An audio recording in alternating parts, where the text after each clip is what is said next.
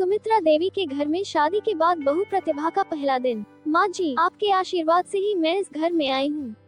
मैं पूरी कोशिश करूँगी कि आपको कभी कोई शिकायत न हो। बहू, इस घर में हर चीज की एक परंपरा है और जो इन परंपराओं का पालन नहीं करता उसे बहुत कष्ट उठाने पड़ते हैं। माँ, आप नाहक ही डराने वाली बातें कर रही हैं।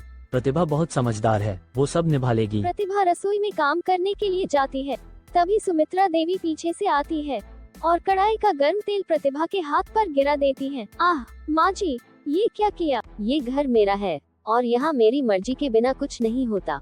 अगर मैं चाहूँ तो तुम्हारी जिंदगी नरक बना सकती हूँ। प्रतिभा डर से कांपने लगती है, लेकिन वह चुप रहती है। उसे समझ आ जाता है कि उसकी सास कोई आम औरत नहीं है, बल्कि एक निर्दयी इंसान है। अमित के ऑफिस जाने के बाद सुमित्रा देवी प्रतिभा पर और भी जुल्म ढाने लगती है। घर की नौकरानी कमला प्रतिभा के साथ बात करने के लिए आती है। बहू जी, मैं देख रही हूँ कि माँ जी आपको बहुत सताती हैं, लेकिन आप चुप क्यों हैं? मैं अपने पति से कुछ कहूँ तो वो माँ की बातों में आकर मुझ पर ही शक करेंगे। मैंने इस घर में पहले भी एक बहू को ऐसे ही सताते हुए देखा था। वो बेचारी तो मर ही गई थी। प्रतिभा के रोंगटे खड़े हो जाते हैं। क्या उसकी सास ने पहले किसी का कत्ल किया है? रात के समय सुमित्रा देवी प्रतिभा के कमरे में चुपके से जाती हैं। अगर ये लड़की जिंदा रही तो मेरा राज खुल जाएगा, इसे मरना ही होगा। और उसके दूध में जहर मिला देती हैं।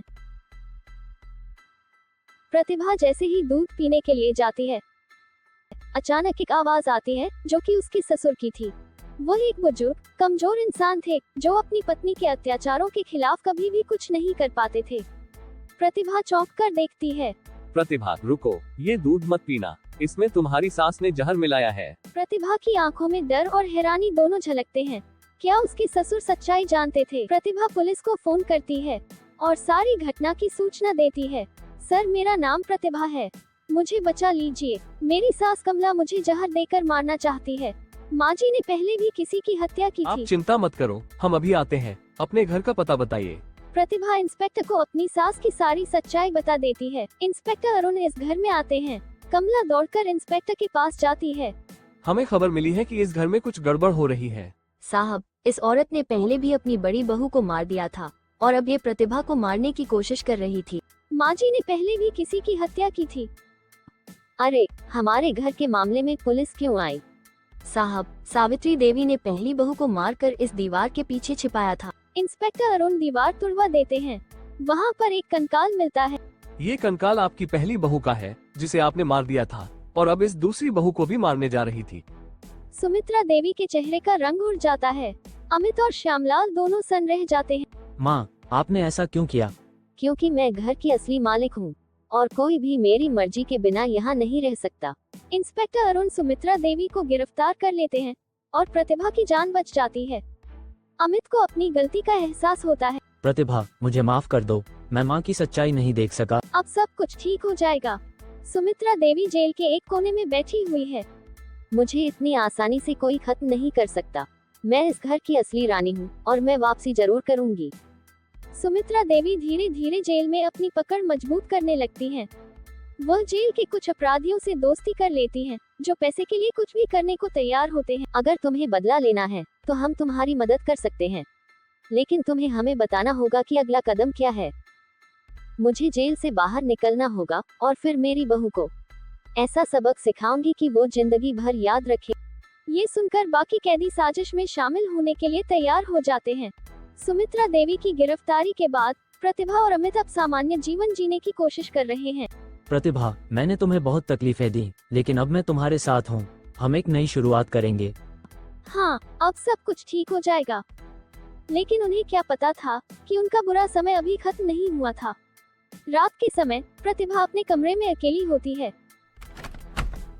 कौन है वहाँ पर?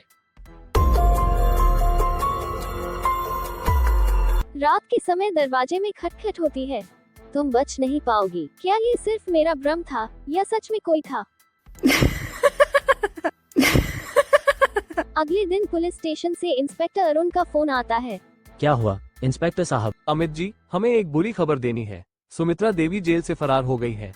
लेकिन ये कैसे हो सकता है? उन्होंने जेल के कुछ कैदियों की मदद से वार्डन को बेहोश कर दिया और वहाँ से भाग निकली। हमें शक है कि वो अब आपके घर लौटने की कोशिश कर सकती है। क्या हुआ? किसका फोन था? पुलिस स्टेशन से इंस्पेक्टर अरुण का फोन था। हमारी माँ जी जेल तोड़कर फरार हो गई है प्रतिभा। अंधेरे में एक जानी पहचानी आवाज गूंजती है। प्रतिभा की आंखें डर से फैल जाती हैं। उसकी सास घर में वापस आ चुकी थी, लेकिन प्रतिभा के मन में एक डर बैठ जाता है। रात के समय प्रतिभा पानी पीने के लिए किचन में जाती है। अचानक उसके सामने सुमित्रा देवी आकर खड़ी हो जाती है। सुमित्रा देवी उसे जोर से धक्का देती है, जिससे प्रतिभा जमीन पर गिर जाती है और डर से कांपने लगती है। प्रतिभा डर से चीखने की कोशिश करती है, लेकिन उसकी आवाज नहीं निकलती। तुम बच नहीं पाओगी, मैंने कहा था ना, मैं लौटूंगी। अब तुमसे इस अपमान का बदला लूंगी। अमित बचाओ मुझे, कहाँ पर हो, मेरी मदद करो। तुझे क्या लगा कि मैं इतनी आसानी से हार जाऊंगी? मैंने अपनी पहली बहू को मिटा दिया, तुझे भी खत्म कर दूंगी। माँ जी मुझको मारने वाली है, अमित मुझको बचा लो। अब कोई भी तुझे नहीं बचा सकता। प्रतिभा, क्या हुआ है तुमको? माँ, यह क्या कर रही हो आप यहाँ पर कैसे पहुँची? तू भी मेरी राह का रोड़ा बन गया है। मेरे रास्ते से हट जा, वरना तुझको भी बहुत बुरा अंजाम भुगतना पड़ेगा। माँ, अब बहुत हो गया। को मर जाना चाहिए, ये घर सिर्फ मेरा था। माँ जी मुझे छोड़ दीजिए, मैं कुछ नहीं करूँगी। इसी बीच प्रतिभा की चीख पुकार सुनकर पड़ोसियों ने पुलिस को बुला लिया था। हाथ ऊपर करो सुमित्रा देवी, हमें तुम्हारे खिलाफ पक्के सबूत मिल चुके हैं। अब तुम हमेशा जेल के अंदर रहोगी। सुमित्रा देवी की सारी साजिश उजागर हो चुकी थी। पुलिस उसको हमेशा के लिए जेल में बंद कर देती है। इस तरह एक साजिश का अंत होता है। प्रतिभा, अब तुमको डराने वाला कोई नहीं है। अब इस घर में केवल शांति होगी। बुराई कितनी भी चालाक क्यों ना हो, अंत में सच्चाई की जीत होती है।